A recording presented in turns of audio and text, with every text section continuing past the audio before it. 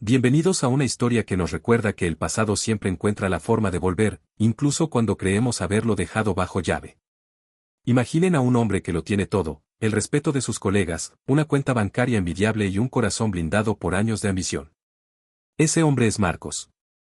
Tras 20 años de ausencia, regresó a su pequeño pueblo natal, pero no lo hizo por nostalgia. Regresó para destruir. Su empresa constructora planeaba demoler la vieja escuela local para levantar un hotel de lujo que solo unos pocos podrían pagar. Para él, el pueblo era solo una coordenada en un mapa y la escuela, un montón de ladrillos viejos estorbando el progreso. La lluvia caía con una fuerza inusual esa tarde, borrando el horizonte. Al detenerse en una pequeña tienda de madera para refugiarse un momento, el olor a tierra mojada lo golpeó como un puñetazo en el estómago. En la entrada se encontró con ella. Sus ojos verdes seguían teniendo esa luz especial, aunque ahora estaban rodeados por las pequeñas huellas del tiempo. Era Elena. Ella fue su primer amor, la mujer a la que le prometió una vida juntos antes de partir a la ciudad y dejar de responder sus cartas. El silencio entre ellos era tan denso que la lluvia parecía dejar de sonar. Pero el verdadero impacto no fue ver a Elena. De un coche cercano bajó corriendo un niño de unos 12 años, cubriéndose la cabeza con una chaqueta. El niño se detuvo justo frente a ellos. Tenía el mismo cabello oscuro y rebelde de Marcos, su misma forma de pararse y, sobre todo, unos ojos azules profundos que eran el vivo retrato del padre de Marcos, fallecido hace años. Marcos sintió que el suelo se movía bajo sus pies. El niño, ajeno al torbellino emocional, le sonrió levemente antes de tomar la mano de Elena. En ese instante, Marcos comprendió que su misión de demolición acababa de volverse personal, y que aquel edificio que planeaba derribar guardaba mucho más que simples recuerdos escolares. Esa noche, el lujo de los hoteles de la ciudad se sentía como un recuerdo lejano y frío. Marcos no pudo pegar el ojo en la pequeña posada del pueblo, cada vez que cerraba los párpados, veía la mirada de aquel niño, una mirada que reclamaba un lugar en su vida que él nunca le había dado. A la mañana siguiente, la realidad lo esperaba en el salón municipal. El ambiente estaba cargado de resentimiento, los vecinos lo veían como el extraño que venía a robarle su identidad. Pero el golpe más duro llegó cuando vio a Elena entrar al salón, liderando a un grupo de padres. Ella no solo defendía una construcción, defendía el aula donde su hijo, Mateo, descubría el mundo cada día. Durante la reunión, Marcos intentó mantener su tono profesional, hablando de progreso, empleos y modernidad. Sin embargo, su voz flaqueó cuando Elena se puso de pie. Ella le recordó que la escuela era el corazón de la comunidad y que Mateo era uno de los alumnos más destacados allí. Cada palabra de ella era un recordatorio de lo que él estaba a punto de destruir por un puñado de billetes. Al terminar la sesión, el pasillo vacío se convirtió en el escenario de una verdad que llevaba 12 años oculta. Con la voz rota por la culpa, Marcos la interceptó y le preguntó por qué nunca lo buscó, por qué le había ocultado que tenía un hijo. La respuesta de Elena fue un golpe directo al corazón. Le confesó que sí lo había buscado, que había viajado a la capital con el corazón lleno de esperanza y una ecografía en la mano, pero que sus secretarias y su equipo de seguridad le impidieron el paso, diciendo que él estaba demasiado ocupado construyendo su futuro y no recibía a personas sin cita. Elena comprendió aquel día que el hombre que ella amaba ya no existía, que había sido devorado por la ambición. Mientras hablaban, Mateo apareció al final del corredor buscando a su madre. El niño miró a Marcos con una curiosidad inocente, sin saber que el hombre que pretendía derribar su escuela era el mismo que le había dado la vida. En ese momento, Marcos sintió que su imperio de cemento se desmoronaba por dentro. El sol de la tarde iluminaba los pasillos desgastados de la escuela, San José, dándoles un brillo dorado que Marcos no recordaba. Se encontró caminando por esos corredores en silencio, sintiendo el crujido de la madera bajo sus pies calzados con zapatos de lujo. Ya no veía grietas que reparar o muros que derribar, ahora veía los dibujos colgados en las paredes y escuchaba el eco de las risas de los niños que aún resonaba en el aire. Se detuvo frente a una de las aulas y, a través del cristal de la puerta, vio a Mateo. El niño estaba concentrado, escribiendo en su cuaderno con la misma intensidad con la que Marcos solía trabajar en sus proyectos más ambiciosos. Esa chispa de determinación en su mirada era innegable. En ese momento, su teléfono vibró violentamente en el bolsillo. Era su socio principal desde la capital, exigiendo saber por qué los documentos de demolición aún no habían sido firmados y enviados por correo electrónico. Es una mina de oro, Marcos, no dejes que un puñado de campesinos y una escuela vieja te detengan, le gritó la voz fría al otro lado de la línea.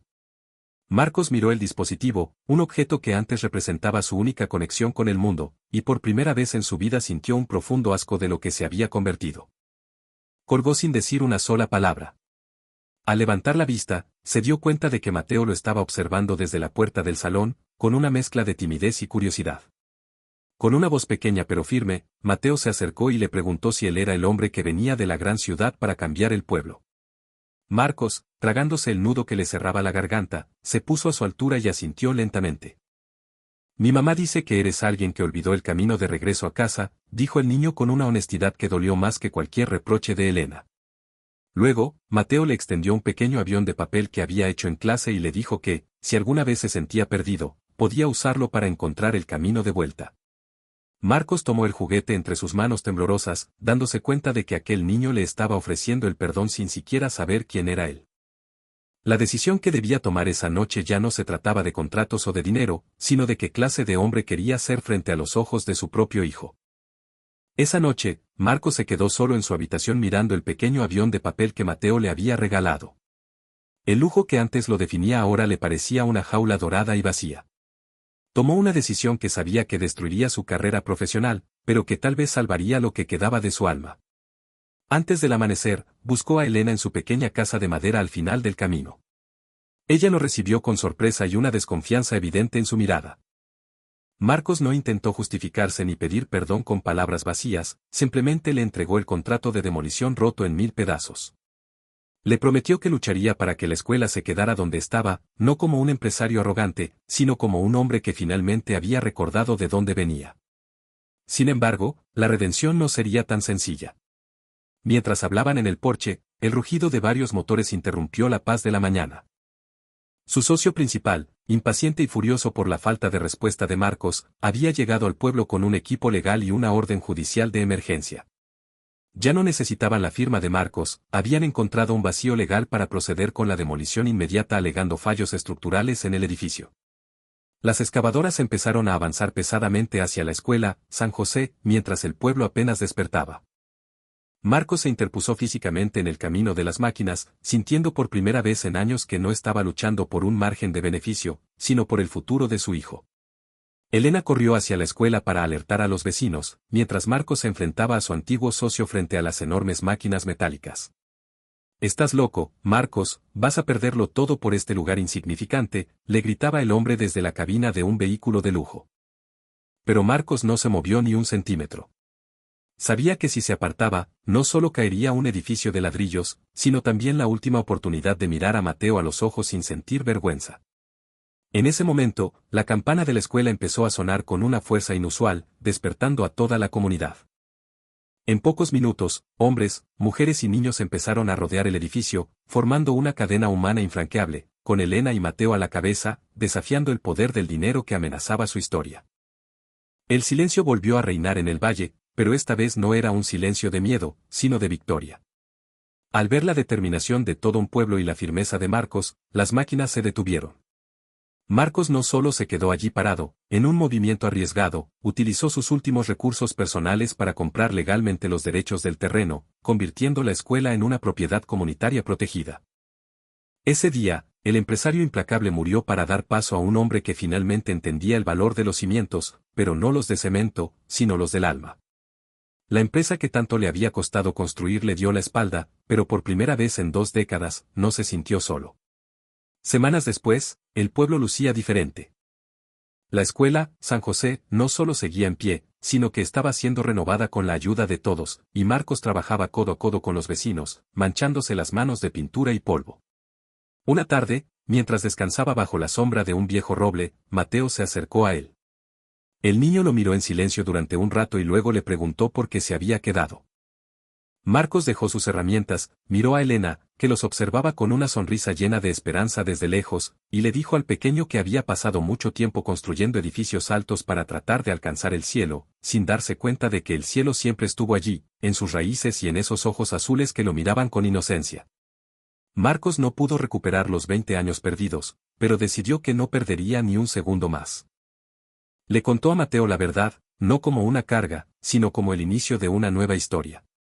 Aprendieron a conocerse entre balones de fútbol y lecciones de matemáticas, sanando las heridas que la ambición había dejado abiertas. Al final, esta historia nos enseña que el éxito no se mide por la altura de los edificios que construimos, sino por la fuerza de los lazos que somos capaces de restaurar. Porque no importa cuán lejos te lleven tus sueños o cuán grande sea tu imperio, si al final del camino no tienes a dónde volver o a quien abrazar, te darás cuenta de que siempre estuviste construyendo sobre arena. La verdadera fortuna de Marcos no estaba en su cuenta bancaria, sino en aquel pequeño avión de papel que le recordó el camino de regreso a casa.